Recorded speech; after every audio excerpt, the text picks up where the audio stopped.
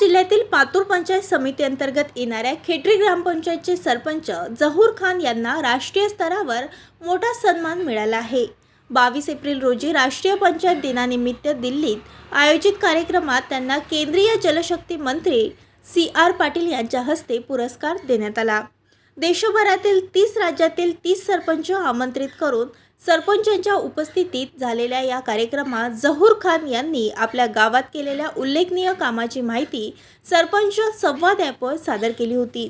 त्यांच्या कार्यात क्षयरोगमुक्त गाव मोहीम, महिला बचत गटाचे सक्रिय उपक्रम, स्वच्छता मोहीम, दलित वस्तीमध्ये क्रॉकेटी रस्त्याचे बांधकाम तसेच स्मशानभूमी व कब्रस्थानात लाईट बसवण्याचे काम यांचा समावेश होता।